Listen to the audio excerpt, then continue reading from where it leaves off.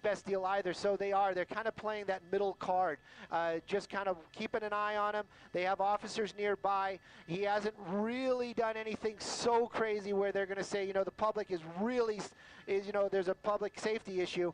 I can tell you right now, definitely established on the 101. We're going to be working our way through the north side of downtown Los Angeles, and looking ahead, it's pretty much more of the same. Just a little bit of traffic out there, but this guy just basically on a little ride out here as LAPD and anybody watching the news is joining him this afternoon.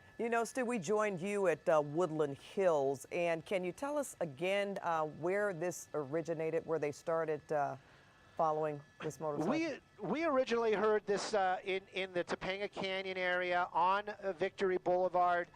Again, reckless driving was the original one on it. The officers doing what they're trained to do got behind him. They asked for what they call a backup and an air unit. That was the helicopter. Pretty much as soon as that helicopter got there and that first unit turned on his lights and sirens, this guy just took off. And the first thing apparently he did, or that we heard that he did, was go into opposing lanes of traffic to get away from that officer. So that was an extreme move for basically just, hey, we just want to pull you over. And again, this is why LAPD and other agencies are so interested in stopping this guy and talking to him. Those kind of reactions, why didn't he just pull over? That's basically the big question. It really seems like we're just staying on the 101 freeway up. Now, as I said it, he's really starting to cut around because he does have a choice over here of the 10 freeway, but he's just weaving in and out of traffic. Again, I don't think there are many, if any, units, black and white units behind him anymore as he's working his way. I just want to make sure we don't lose him here. And as we're starting to work, it looks like we're going to be going south here, so that's going to be 5 freeway. That gives him the 60 and also, the 60 freeway if we keep in this direction. He's starting to pick it up right now. He's got to know, though, a pursuit in Los Angeles, he's got to know that helicopter's overhead, keeping an eye on him, even though he doesn't see any black and whites, too. Well, that's right. And, and that's the thing. You'd think that with that knowledge, you'd just say, hey, you know what, I better just, pull over. Or you know what, maybe he's doing, I just want to enjoy my last couple of minutes. But this doesn't look very enjoyable. This looks like he's really trying to get away. And, again, you never away. He is speeding up now quite a bit, like you said, really starting to move out. And, again, we're coming up on the East LA interchange, so he's going to have several choices of where he can go as we work our way down here. Again, though, looking ahead, it is just well, the 60 really looks like it's backed up pretty bad. But again, he's just going to weave his way in and out here and just keep everybody at bay. Well, we have legal analyst Steve Meister on the set with us. We were prepared to talk about the Jackson verdict, which we will certainly in due time. But he was saying he probably felt that he could get away at first, and now he's just so too deep in, so he's just going to continue. He really has no other choice but to just keep riding. As Steve, he's mic'd up, as a criminal defense lawyer, have you ever defended somebody in one of these? Yeah, I have. Hold on one second. We got to hook your mic up here. I think that's where he was saying he knows what's going on because he's had clients that have done the exact same thing.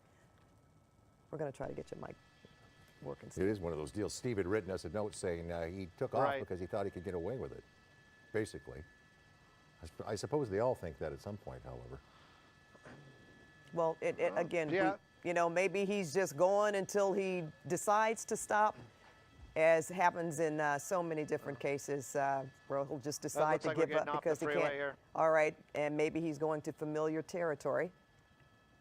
Yeah, or maybe he's just using one of those in and off the freeway type of deals. No, it does look like we are going to be getting off the freeway here. I'd like to get a street name if I could, but again, CHP and LAPD have been working on this, and basically changing the guards was just going on when he made this move.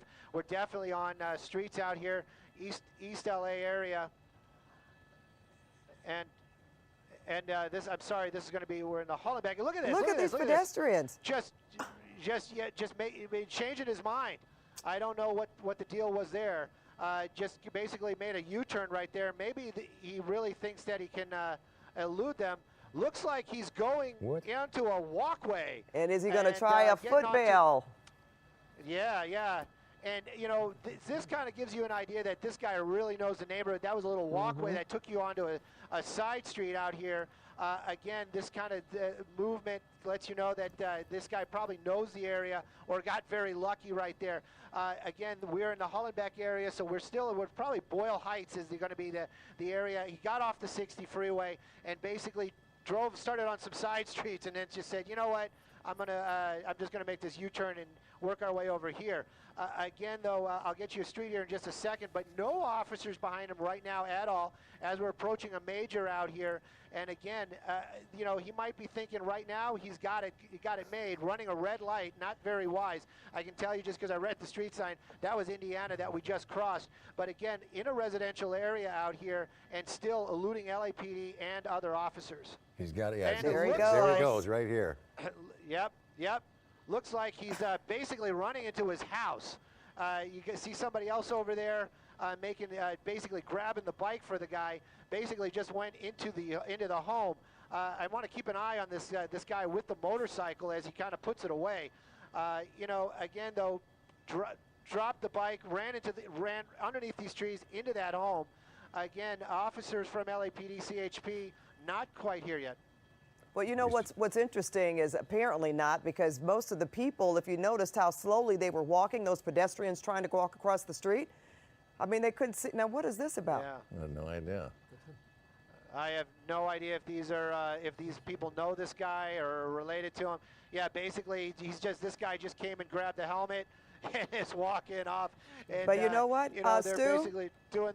Don't want to interrupt you, but Steve, that might be him. Didn't he have on a black and white checkered shirt and some white gym shoes? He looks like he took off the coat, Stu. You know, I think this is the other guy. I think this is the guy that basically put the motorcycle away after he dropped it. Now, there was a gentleman walking out with a young person. The young person was holding something to his face, and this guy had a black and white checked shirt on and some white gym shoes, and it looked like it could have been the guy on the bike. He just took off the overcoat. All right. You know, yeah, it could be. It could definitely be. You know, that's your reward, Stu, for helping move the motorcycle into the garage. That's the helper. Yeah, that's the helper right there. That other guy basically just walked off. You know, I'm getting some direction.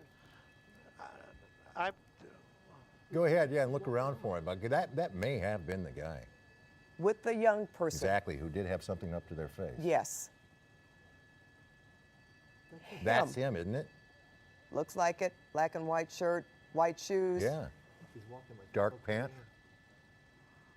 Hang on just one second here. I'm having a little difficulty holding this shot because we were set up for the other thing, but we'll definitely try to keep an eye on this guy right here. Again, hang on just one second. All right. Yeah, that's no problem. We can still see him. You're keeping him in. You're doing a good job. Yeah. It looks like he's going to be going behind a building here. It looks like we're working our way out towards a mall. Going to keep an eye on him, like you said. And this could very well be him. Just walking along here, nothing to see here. I had nothing to do with that, is probably what he's saying to himself, but we might know different out here. I'm wondering if somebody is going to be able to notify the LAPD CHP about this as we're working our way. I don't want to lose him behind this tree. I'm working with my pilot. Again, there he is. That's him, right? Yep. Yeah, that's him. And it is, you know, maybe he's just out for his afternoon walk, but very unusual behavior as this thing came to an end and he just happened to be walking away. So we're going to keep an eye on this guy out here, and as soon as we are able to give you a cross street, which we might be able to do here very shortly, we will. But definitely, you kind of have to wonder, that younger woman just kind of disappeared. This guy is here all by himself, just walking along now. Well, even if we, as we will shortly, play back the video of him walking back out of that home or wherever he was, there was this person here with a young person. Whittier and DeLamo. With something up to their face. Lama and Whittier.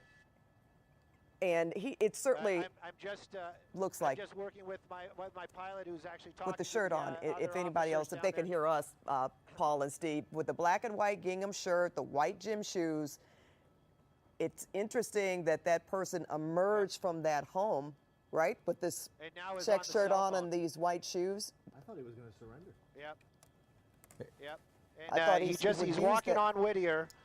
Walking on Whittier, and he passed a llama right Stu, there. And looks like he's going to start walking down, kind of staying off the major now. So. And Stu, what were you saying about working with the pilot to? Whittier. Yeah, I actually was working with Dan, my pilot, this afternoon, and he's passing along this information to other helicopters, officers out here to give them the location. Looks like he's he's not walking into the auto zone, but he's on Whittier. Definitely walked into the auto zone on Whittier. That's basically where he went to. Just walked into there. I'll get you that cross street right here in a second, but definitely we're at the corner of Whittier and Indiana. There's a officer right there. Whittier and Indiana walked into the. There we go.